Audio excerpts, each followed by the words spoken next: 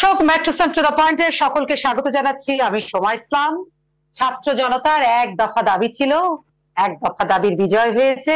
শেখ হাসিনা পদত্যাগ করেছেন এবং তিনি দেশ ছেড়ে চলে গেছেন।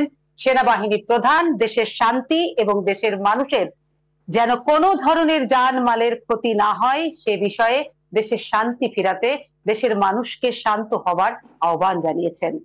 সবকিছু মিলে এ এক অন্যরকম বাংলাদেশ, এবং আমরা চাইছি অন্যরকম বাংলাদেশে যত দ্রুত সম্ভব মানুষ রাজপথ পরিহার করে শান্তিতে ফিরে আসুক এবং সমৃদ্ধ হোক, এবং সবাই সবার প্রতি সহমর্মিতা মর্যাদার যে জায়গা, এবং কেউ যেন কারো প্রতি সহিংস না হয়, সংবেদনশীল হোক। এবং তাদের যে দাবি ছিল, সকলের ছাত্র জনতার যে দাবি ছিল, সে দাবি পূরণ হয়েছে। সুতরাং এবার দেশ এবং দেশের মানুষকে শান্ত হতে হবে, কারণ আমাদের অর্থনীতির বড় বিপর্যয়। আমি সোমা ইসলাম আগেই বলেছি, আজকের অনুষ্ঠানে সকলকে স্বাগত জানাচ্ছি। আজ আমাদের বিষয় নতুন এক বাংলাদেশ। আমাদের সঙ্গে সম্মানিত দুজন অতিথি আছেন। একজন ডক্টর শাহদিন মালিক, আইনজীবী, সকলেই আপনারা তাকে চেনেন। আমাদের সঙ্গে আছেন বদিউল আলম মজুমদার, সম্পাদক সুশাসনের জন্য নাগরিক সুজন। আমি দুজনকেই স্বাগত জানাচ্ছি। হয়তো টেকনিক্যাল ত্রুটির জন্য একটু অনুষ্ঠানটা এদিক সেদিক হবে, তারপরেও আমরা চেষ্টা করব আমরা দুজনের কথা শুনতে, এবং আমি আশা করছি আমরা দুজনকেই সংযুক্ত করতে পেরেছি। আমি দেখতে পাচ্ছি ডক্টর শাহদিন মালিক, আপনি কি আমার কথা শুনতে পাচ্ছেন স্যার? জি, শুনতে পাচ্ছি। শুভ সন্ধ্যা স্যার। শুভ সন্ধ্যা, দুজনকে অভিনন্দন স্যার। স্যার, যে কথাটা জানতে চাই সেটি হচ্ছে, এই পতন তো অনিবার্য ছিল, কিন্তু সবচেয়ে বড় কথা যেটি আমরা যে জায়গাটা জানতে চাই, যে ছাত্র জনতার বিজয় হয়েছে, তাদের এক দফার বিজয় হয়েছে, এখন শান্তি ফেরানোটা সবচেয়ে বড় জরুরি। এই শান্তি ফেরানোর জায়গাটা আগে আমরা আপনাদের কাছে, অর্থাৎ আপনার কাছে আগে একটু জানতে চাই। আমাকে বলছেন না বদিউল ভাইকে বলছেন? জি স্যার। না স্যার, স্যার আগে একটু আপনাকে জানতে চাই, আপনারটা, তারপর আমি বদিউল আলম মজুমদারের কাছে চলে যাব। যে এখনো দেশ অশান্ত। এই ধরনের একটা বিরাট কিভাবে বলি, বিপ্লবী কথাটা আমি ব্যবহার করতে চাচ্ছি না, বাট ধরেন আভা বিপ্লবী সরকার পরিবর্তন ঘটলে, অভ্যুত্থান ঘটলে এই ধরনের বিশৃঙ্খলা অল্প বেশি সব দেশেই হয়েছে এবং হয়। তার মানে এই না যে আমি বলছি না যে আমি যে সব জ্বালাও পোড়াও হচ্ছে বা যে ধ্বংসাত্মক কার্যকলাপ হচ্ছে এটাকে আমি মানে অনিবার্য বা সমর্থন করছি, বাট আমি বলছি যে সারা বিশ্বে তাকালে এটা সত্য যে এরকম কম বেশি কিছুটা হয়। আর এইটা ধরেন এক নায়কতন্ত্রী সরকারের ক্ষেত্রে অনেক বেশি হয়। মানে এটা যদি শান্তিপূর্ণ নির্বাচনের, মানে সুষ্ঠু নির্বাচনের মাধ্যমে শান্তিপূর্ণ ক্ষমতা হস্তান্তর হতো, যেটা আমাদের 96 হয়েছে, 201 হয়েছে, তাহলে এই ধরনের ঘটনা হতো না। তবে এখন পর্যন্ত যা শুনছি, আমার তো মনে হয় না যে খুব বেশি কিছু হচ্ছে। মানে এমন না যে দোকানপাট লুটপাট হচ্ছে বলে শুনি নাই। হ্যাঁ, কিছু স্থাপনা এবং কিছু চিহ্নিত ব্যক্তির বাসায় আক্রমণ হয়েছে, এটা অবশ্যই নিন্দনীয়, এটা হওয়ার মোটেও কাম্য না। কিন্তু মানে ধরেন যত্রতত্র কোনো কিছু হচ্ছে বলে তো এখনো শুনি নাই। জনমনে তো একটা শঙ্কা আছে, জনমনের শঙ্কা এবং শান্তি ফেরাতে হবে। মানুষ, সাধারণ মানুষ, আমরা বলছি, আমরা যারা সাধারণ মানুষ, তাদের মধ্যে যে শঙ্কাটা কাটানোর জন্য এই মুহূর্তে আপনারা যে জায়গা থেকে আহ্বানটা কি করবেন? আপনাদের জায়গা থেকে আহ্বানটা অবশ্যই অবশ্যই অবশ্যই করবো, এটা তো অবশ্যই করবো। এবং আমার মনে হয় যে আইন শৃঙ্খলা বাহিনীর মধ্যেও কিছুটা দোদুল্যমানতা এই মুহূর্তে আছে। আমি নিশ্চয়ই আহ্বান জানাবো, এবং আমি খুব আশাবাদী যে মানে জিনিসটা পরিবর্তন হয়েছে। আমরা যে কথা বলছি, কত ঘন্টা 4-5 হয়েছে, এর বেশি তো হয়নি, ঘন্টা 5 খুব বেশি হলে। এবং আমি সম্পূর্ণ আশাবাদী যে আজকে রাত্রের পরে এই সহিংসতা বা এই ধরনের কিছু আর থাকবে না। ছোটখাটো সারা দেশে 2-1 জায়গায় থাকতে পারে, কারণ আমরা যারা আন্দোলন করেছে, যে ছাত্রছাত্রীরা, তারা তো দেখিয়ে দিয়েছে যে একেবারেই কোনো হিংসা, বিশৃঙ্খলা, অরাজকতা ছাড়া যে এত বড় কাজ করা যায়। এটা তো তারা আন্দোলনের প্রথম অনেকগুলি দিন সম্পূর্ণ এটা শান্তিপ্রিয় ছিল, সম্পূর্ণ সুশৃঙ্খল ছিল, সম্পূর্ণ মানে আইনের প্রতি শ্রদ্ধা রেখে করেছিল। আমার মনে হয় এই ছাত্রছাত্রীরা ওই জায়গায় নিঃসন্দেহে ফিরে গেছে। আর কিছু হয়তো অন্য তাদের বাইরে যারা কিছু অতি উৎসাহী তাদের দ্বারা যেগুলি হচ্ছে, আমার মনে হয় যে আইন শৃঙ্খলা বাহিনী একটু কঠোর অবস্থান নিলেই এটা বন্ধ হয়ে যাবে। স্যার এই মুহূর্তে যদি এটা জানতে চাই যে সবচেয়ে বড় কথা যে অন্তর্বর্তীকালীন সরকার, কারণ এই মুহূর্তে তো আসলে কোনো সরকার কি আছে স্যার? সদ্য সাবেক প্রধানমন্ত্রী শেখ হাসিনা পদত্যাগ করেছেন, সেই পদত্যাগের মধ্য দিয়ে তো এই মুহূর্তে দেশে কোনো সরকার নেই। তার মানে কি এই মুহূর্তে দেশেতে কোনো সংসদ নেই, সংসদ কি ডিজলভ হয়ে গেছে? এবং এটা যদি আমার একটা প্রশ্ন, এই সংসদ কি স্যার ডিজলভ হয়েছে এটা একটু জানতে চাই, কারণ এগুলো আইনের ব্যাখ্যা। সংসদ ডিজলভ হয় নাই। সংসদ ডিজলভ করে হলো প্রধানমন্ত্রী রাষ্ট্রপতিকে যে কোনো কারণে হোক যদি উপদেশ দেন সংসদ ভেঙে দেওয়া, তাহলে রাষ্ট্রপতি সংসদ ভেঙে দিবে। আরেকটা সিচুয়েশন হয় যখন অনাস্থা প্রস্তাব হয়, সংসদে ধরুন প্রধানমন্ত্রীর বিরুদ্ধে অনাস্থা প্রস্তাব পাশ হলো, উনি পদত্যাগ করলেন, উনি পদত্যাগ করে তখন রাষ্ট্রপতিকে বলতে পারেন যে সংসদ ভেঙে দেন।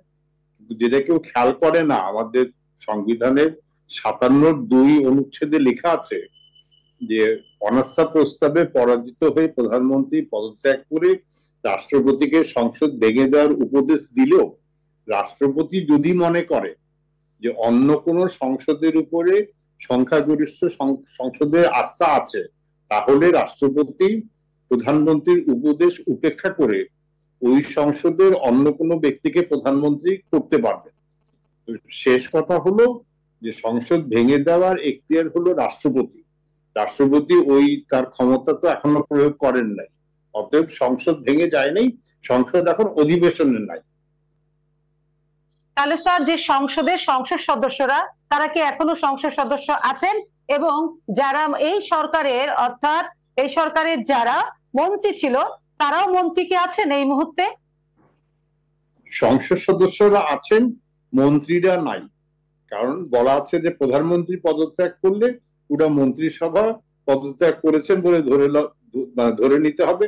প্রত্যেক মন্ত্রীকে আলাদা আলাদা ভাবে স্বহস্তে পদত্যাগপত্র লিখতে হবে।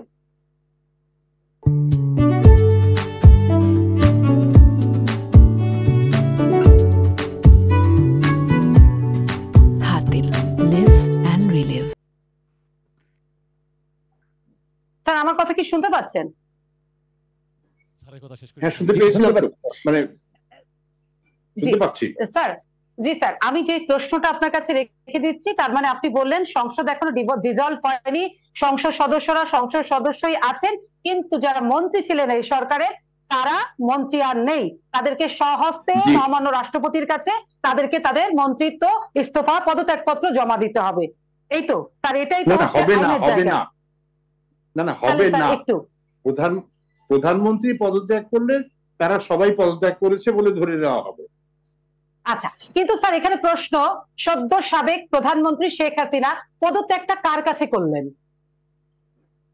রাষ্ট্রপতির কাছে করার কথা। মানে এইখানে আছে যে পদত্যাগপত্রে উনি সাইন করলেই, মানে এইসব সাংবিধানিক পদে এটা পদত্যাগপত্র গ্রহণ না গ্রহণ করার কোনো বিধান নাই। আমি আপনি সাধারণ চাকরি করি, আমরা পদত্যাগ করলে আমাদের যারা উপরে ঊর্ধ্বতন কর্তৃপক্ষ তাদের আমার পদত্যাগপত্র গ্রহণ করতে হয়, কিন্তু এইসব সাংবিধানিক পদে পদত্যাগপত্রতে সিগনেচার করা, সই করা মানেই কিন্তু পদত্যাগ কার্যকারী হয়ে গেছে। জি স্যার, তার মানে এই আইনের ব্যাখ্যাটা স্পষ্ট আমরা পেলাম, কিন্তু যেটা আপনার কাছে প্রশ্ন রেখে যারা বদিউল আলম মজুমদারের কাছে আমি যেতে চাই সেটি হচ্ছে নতুন সরকারের রূপরেখা। দফায় দফায় বৈঠক হচ্ছে, সর্বদলীয় যারা রাজনৈতিক নেতা আছেন তাদের সাথে মহামান্য রাষ্ট্রপতির ওখানে সেনাবাহিনী প্রধান, অন্য বাহিনী প্রধানরা সহ বৈঠক করছেন, বৈঠক চলছে, এবং যারা ছাত্র আছে তাদের প্রতিনিধির সাথেও বঙ্গভবনে বৈঠক চলেছে, বৈঠক ইতিমধ্যে শেষও হয়েছে। ছাত্রদের পক্ষ থেকে তারাও আবার বলছে যারা, তাদেরও একটা, যেহেতু তারা এই আন্দোলনটা করেছে এটি তাদের আন্দোলন, অর্থাৎ এক দফার আন্দোলন, ছাত্রদেরই তো সফলতা, তারাই তো আন্দোলন করেছে, সুতরাং অন্তর্বর্তীকালীন সরকারের রূপরেখাটা কি হবে সেটা তাদের সঙ্গে আলোচনা করতে হবে। এদিকে তো রাজনৈতিক দলের সাথে অবশ্যই আলোচনা চলছে সেখানে। তাহলে অন্তর্বর্তীকালীন সরকারের রূপরেখাটা কি হবে এবং কতদিনের জন্য এই অন্তর্বর্তীকালীন সরকার, কতদিনের মধ্যে একটি নির্বাচন অবশ্যই দিতে হবে এবং নির্বাচিত জনপ্রতিনিধির কাছে ক্ষমতা হস্তান্তর করতে হবে। আমি এই প্রশ্নগুলো স্যার রাখছি আপনার কাছে, যেতে চাই জনাব বদিউল আলম মজুমদারের কাছে। জনাব বদিউল আলম মজুমদার, আপনি কি আমার কথা শুনতে পাচ্ছেন? শুনতে পাচ্ছি, নিশ্চয়ই শুনতে পাচ্ছি। জনাব বদিউল আলম মজুমদার, যে জায়গাটা জানতে চাই, আমি জানি না আপনি আসলে কোন জায়গা থেকে শুরু করবেন। আমার মনে হয় আজকে আপনি আপনার জায়গা থেকে শুরু করেন, অনেক কিছু বলার আছে। ওকে, প্রথমেই আমি অভিনন্দন জ্ঞাপন করতে চাইছি আমাদের এই তরুণদেরকে, যারা আমাদের মুক্তিযোদ্ধাদের নতুন প্রজন্ম হিসাবে নিজেদেরকে প্রতিষ্ঠিত করতে পেরেছে। তারা আমার মনে হয় মুক্তিযোদ্ধাদের অসম্পূর্ণ কাজটাকে সম্পন্ন করার জন্য তারা যে অসাধারণ নেতৃত্ব দিয়েছে, তারা পুরো জাতির কৃতজ্ঞতা পাওয়ার যোগ্য। তো আমি তাদের প্রতি কৃতজ্ঞতা জ্ঞাপন করি এবং আমি আমার পক্ষ থেকে তাদেরকে আন্তরিকভাবে অভিনন্দন জ্ঞাপন করি। একই সাথে যেই সকল সাধারণ মানুষ, সর্বস্তরের মানুষ এই আন্দোলনকে সফল করার জন্য বুকের তাজা রক্ত দিয়েছে, চরম আত্মহত্যা করেছে, তাদের প্রতি ধন্যবাদ জ্ঞাপন করি এবং যারা প্রাণ দিয়েছে, যারা শহীদ হয়েছে, তাদের স্মৃতির প্রতি শ্রদ্ধা জ্ঞাপন করি, তাদের আত্মার শান্তি কামনা করি। এখন আমাদের এটা একটা, ওই যে আমি আজকে রাস্তায় ছিলাম, আমি গাড়িতে করে আসছিলাম, আমি অন্য এক জায়গায় ছিলাম, ওখান থেকে আসছিলাম এবং অসংখ্য হাজার হাজার নয় লাখ লাখ জনতা এবং সেই রাস্তা বন্ধ মোটামুটি, তবুও আমাকে অনেকেই চিনে আমাকে জায়গা করে দিয়েছিল, জায়গা করে দেওয়ার ফলে আমি এসেছি। এবং মানুষের মধ্যে যে যে কি বলবো উচ্ছ্বাস, উদ্দীপনা, যে যে উদযাপনের যে যে মানে কি বলে যে যে তারা এমন, সবচেয়ে বড় কথা ওদের বিজয়ের আনন্দটা, তারা যা চেয়েছিল তারা সেটা পেয়েছে, নতুন প্রজন্ম দেখিয়ে দিয়েছে আমরা পারি এবং বিজয়টা উদযাপন করছিল তারা। এবং তারা আমাকে যে কথা বলার চেষ্টা করেছিল যে আমরা যারা এই সকল অন্যায়ের জন্য দায়ী, যেই অন্যায়গুলো, যেই অপকর্মগুলো, যেই স্বেচ্ছাচারিতা আমাদেরকে আজকের দিনের যেই প্রেক্ষাপট পরিবর্তন হয়েছে তাতে নিয়ে এসছে, তাদের যেন যথাযথ বিচার হয়, আর যেন যেই যে যার ফলে এগুলো ঘটেছে আর এগুলো যেন পুনরাবৃত্তি না ঘটে। এবং এই যে কেউ যেন, এই যে এটা হলো জনতার বিজয় এবং জনতার অর্জন, অসাধারণ অর্জন, অতুলনীয় অর্জন। আমরা একবার অর্জন করেছিলাম 1971 সালে, আরেকবার অর্জন করেছিলাম 1991 সালে। আমরা আবার একটা বিরাট অর্জন করলাম, কিন্তু অতীতের অর্জন করতে গুলো আমাদের যে সাধারণ মানুষের যে কাজে আসেনি, ওগুলো ছিনতাই হয়ে গিয়েছে, ফসল তাদের ঘরে উঠেনি। তো এই আমাকে বারবার করে বলেছে, আমাকে সাবধানও করেছে, যে কারণ তারা অনেকে আমাকে চিনে যে আমারও একটা সামান্য একটু সোচ্চার ভূমিকা ছিল। তো এটা যেন না হয়, এটার পুনরাবৃত্তি যেন না হয়, আমরা যেন ছিনতাইয়ের কবলে পড়ে না যাই। এবং তারা আমাকে স্মরণ করিয়ে দেওয়ার চেষ্টা করেছে, যেটা আমাদের প্রতিবেশী বলতে পারেন সাগরের ওই পারে, যে শ্রীলঙ্কায় যেটা ঘটেছে, যে জনতার বিজয়, যে পিপল পাওয়ার এর বিজয় হয়েছিল, কিন্তু তার ফসল একটু জনগণের ঘরে উঠে নাই, সে রাজা বাক্সারাই আবার ফিরে এসছে। ঠিক তার যেন পুনরাবৃত্তি না হয় এবং তার আবার যেন আমাদের দেশে একটা কর্তৃত্ববাদী একটা এই ধরনের সরকার সৃষ্টি না হয়, যেটা মানুষের অধিকার হরণ করবে, মানুষেরকে ভোটাধিকার থেকে বঞ্চিত করবে, আমাদেরকে জাতিকে আমাদেরকে একটা পথহারাজারিতে পরিণত করবে। আমাদের বীর মুক্তিযোদ্ধারা প্রাণ দিয়েছিল, রক্ত দিয়েছিল, কি জন্য রক্ত দিয়েছিল? আমাদের আত্মনিয়ন্ত্রণ অধিকার প্রতিষ্ঠার জন্য, সাম্য, মানবিক মর্যাদাবোধ, সামাজিক ন্যায় বিচার প্রতিষ্ঠা করার জন্য। আমরা তার থেকে যোজন যোজন দূরে এই সকল ব্যক্তিদের অপকর্মের জন্য।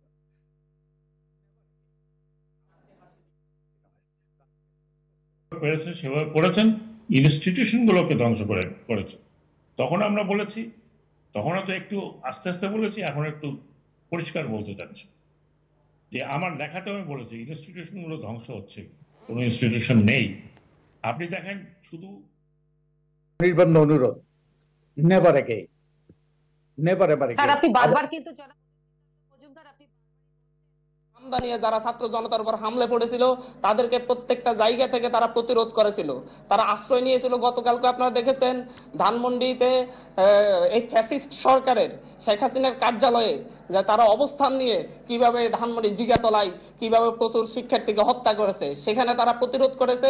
যত জায়গায় এই ফ্যাসিস্ট সরকারের সন্ত্রাসী বাহিনী যত জায়গায় শিক্ষার্থীদের হামলা করেছে, জাস্ট এই দেশের ছাত্র জনতা তাদেরকে প্রতিরোধ করেছে।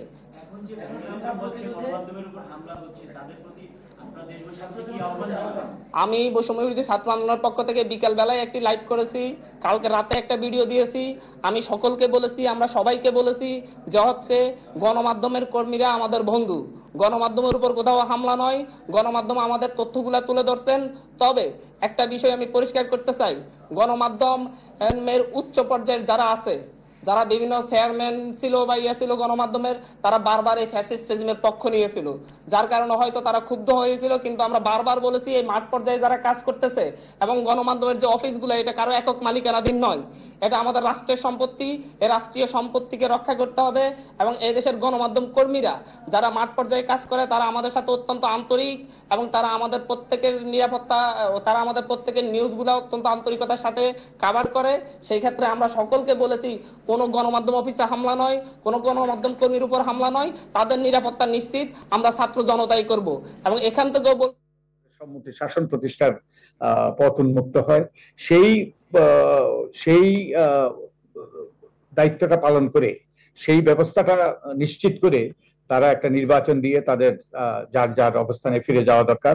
কিন্তু তার আগে একটা রাজনৈতিক সমঝোতা, পলিটিক্যাল সেটেলমেন্ট নিশ্চিত করা দরকার, যাতে যাতে যারাই ক্ষমতায় আসবে তারা যেন সেই যেই রাজনৈতিক সমঝোতা, সেই সমঝোতা যেইগুলো থাকবে সেগুলো যেন বাস্তবায়ন করে। আমরা এর মধ্যে আমাদের কিছু প্রস্তুতিমূলক কাজ আছে। আমরা একটা জাতীয় সনদ প্রণয়ন করেছি, যার ভিত্তিতে একটা আলাপ আলোচনা হতে পারে, কতগুলো বিষয় ঐক্যবদ্ধ হতে পারে। তো এইসব কিছু প্রস্তুতি আমাদের আছে। তো তারা ওই রকম একটা ওই যে জাতীয় সনদ কিংবা জাতীয় ঐক্যমত্য, পলিটিক্যাল সেটেলমেন্ট ইংরেজিতে বলে, সেটেলমেন্ট সৃষ্টি করে তারা যেন যারাই ক্ষমতায় আসবে তাদের দায়িত্ব হবে যেই ঐক্যমতের ভিত্তিতে, যেই অঙ্গীকারের ভিত্তিতে তারা ক্ষমতায় আসবে, সেগুলো অক্ষরে অক্ষরে পালন করা। জনাব বদিউল্লাহ মজুমদার, আপনাকে আমি আরেকটু সময় দিচ্ছি, আর কি কি বলবেন সেটা ভাবতে থাকেন। আমি একটু জনাব আমাদের স্যার আছেন স্বাধীন মালিক স্যারের কাছে একটু জানতে চাই, কারণ আপনি একটা খুব ইম্পর্টেন্ট বলছেন, পলিটিক্যাল সেটেলমেন্ট ভীষণ জরুরি, যেটা একদমই অনুপস্থিত ছিল, সেটার জন্য তো এত কিছু। তো সেই জায়গাটাতে আমি একটু যেতে চাই। জনাব স্বাধীন মালিক স্যার, নিশ্চয়ই আমাকে শুনতে পাচ্ছেন আপনি? জি, শুনতে পাচ্ছি স্যার। প্রশ্ন রেখেছিলাম কিছু, সেই জায়গা থেকে আপনার মনে আছে? নিশ্চয়ই মনে আছে স্যার, আপনি বলেন না কিছুই। তো সেই জায়গাতে আমি উত্তরগুলো একটু চাইছি। আর তারপরে তো বদিউল্লাহ মজুমদার বলছেন যে একটা পলিটিক্যাল সেটেলমেন্ট অবশ্যই জরুরি এবং নির্বাচন কতটা তাড়াতাড়ি হওয়া উচিত। না কেন এত তাড়াহুড়া কেন? নির্বাচিত সরকারের হাতে ক্ষমতা। না, এখনো তো পার্লামেন্ট আছে, তাই তো? পার্লামেন্ট ভেঙে যায় নাই এবং পার্লামেন্টের সদস্যদের নিয়ে এখন তার মধ্যে ভালো সদস্য আছে, খারাপ সদস্য আছে, আওয়ামী লীগের সদস্য আছে, আর ধরেন স্বল্প আওয়ামী লীগ মানে যারা নমিনেশন পায় নাই ওইরকম সদস্য আছে। তো তাদের মধ্যে থেকে মানে যারা স্বল্প আওয়ামী লীগ এবং ব্যবসায়ী বাদ দিয়ে তাদেরকে নিয়ে তো একটা মন্ত্রিসভা গঠন করা যায়। তাহলে সংবিধানের মধ্যে থেকেই মন্ত্রিসভা হলো, তাই তো? সংসদ আছে। আর হয়তো দরকার পড়লে আমরা কথা বলেছি অনেকেই যে বিগত সরকারের সময় যেমন প্রধানমন্ত্রী খুব শক্তিশালী উপদেষ্টা ছিলেন, উপদেষ্টাদের তো এমপি হওয়া লাগবে না, তো একটা এমপিদের নিয়ে, স্বল্প সংখ্যক এমপিদের নিয়ে স্বল্প আকারের ক্যাবিনেটে একটা ক্যাবিনেট করে একটা মন্ত্রিসভা করে তাদের মধ্যে একজন প্রধানমন্ত্রী হলেন, আর তার কিছু শক্তিশালী উপদেষ্টা থাকলো যারা সংসদের সদস্যের বাইরে থেকে আসতে পারে। এই ধরনের সেটা কয় সদস্যের হতে পারে স্যার? সেটা কয় সদস্যের আনুমানিক হওয়া উচিত? মানে এটার কোনো মানে এটার কি কোনো একটা কত বড় হওয়া উচিত এই জায়গাটা? মানে অনেক বড় কি নাকি মোটামুটি? না না না না না না, খুব আমি আমি অত সংখ্যা তো বলতে পার, মানে আমি বলছি যে ছোট ক্যাবিনেট, মানে ধরেন 10-12 জনের ক্যাবিনেট এমপির সমন্বয়ে, আর 5-7 জনের 8 জনের, জাস্ট আমি একটা ধারণা দেওয়ার জন্য বলছি, উপদেষ্টা যারা এমপি না। তো এই নিয়ে তো একটা স্বাভাবিক সাংবিধানিক সরকার চলতে পারে। আর তার কিছু কিছু কাজ, যেমন আমি যেহেতু আইনজীবী, আমি প্রথমেই বলবো বিচারপতি নিয়োগের আইন। আমি আর বদিউল্লাহ মজুমদার সাহেব আর আমরা দুজনে গিয়ে এই নির্বাচন কমিশনার নিয়োগের আইনের খসড়া করে আমরা অনেকদিন কথাবার্তা বলে আলাপ আলোচনা করে খসড়া করে আনিসুল হকের কাছে নিয়ে গেছিলাম। উনি নির্বাচন কমিশন নিয়োগের আইন পাশ করলেন। তো আমরা যেগুলি চাই নাই ওইগুলি সবকিছু আইনের মধ্যে ছিল। ওই রকম না, মানে সত্যিকার অর্থে কিছু কাজ, যে বিচারপতি নিয়োগের আইন, নির্বাচন কমিশন নিয়োগের আইন, তারপরে আরো এখন সবকিছু তো বল, এইগুলি কতগুলি এসেনশিয়াল কাজ কিন্তু আর এই মন্ত্রিসভা সংসদ নিয়ে করে ফেলতে পারে যদি উপদেষ্টা এরকম শক্তিশালী হয় এবং তাদের পিছনে জনগণের সমর্থন থাকে। ওই কাজগুলি করলে কিছু সময় লাগলেও তো অসাংবিধানিক কিছু হচ্ছে না।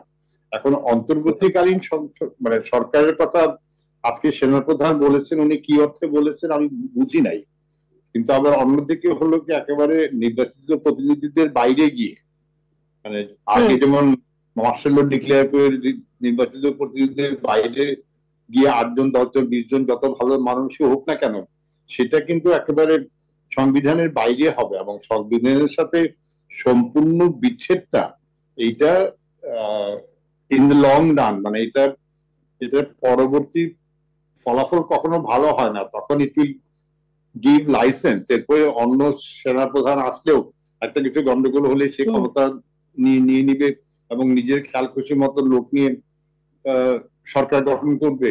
এটা কিন্তু খুব বাজে উদাহরণ হবে।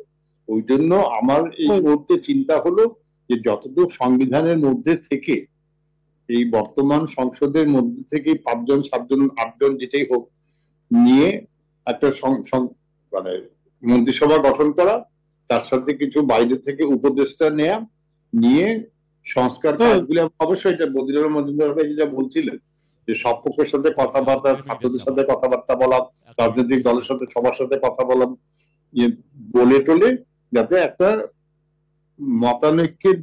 মতের ঐক্যের ভিত্তিতে আমরা এই সরকার দেশ পরিচালনা করে। সব জায়গায় সংস্কার লাগবে, কোন কোন জায়গাগুলো? প্রত্যেকটা প্রতিষ্ঠানেই তো স্যার সংস্কার লাগবে, কারণ কোন প্রতিষ্ঠানগুলোর উপরেই তো মানুষের আর ভরসা নেই। তো সব জায়গায় তো রেনোভেশন করতে হবে। হ্যাঁ, ওই অর্থে আমার যেহেতু পক্ষপাতিত্ব, আমি তো বলবো কোর্ট আদালত ব্যবস্থার কথা। আমি যেটা অনেক বছর ধরে বলে আসছি যে আমাদের আদালত ব্যবস্থা ও বিচার ব্যবস্থার জন্য বছরে অর্থ বরাদ্দ থাকে মাত্র 2000 কোটি টাকা, বিচারক আছেন 1700। বছরে 2000 কোটি টাকা, আপনারা জানেন আজকাল একটা মহাসড়কের 4-5 কিলোমিটার রাস্তা খরচ করতেই 2000 কোটি টাকা লেগে যায়। তো 2000 কোটি টাকা খরচ করে 1700 লোকের আর 17 কোটি লোকের দেশে 1700 বিচারক দিয়ে আপনি বিচার ব্যবস্থা ভালো করতে পারবেন। আর বিচার ব্যবস্থার উপরে যদি আস্থাটা আসে, তাহলে আমার মনে হয় যে অন্য অনেক কিছুতেই এটা প্রসারিত হবে।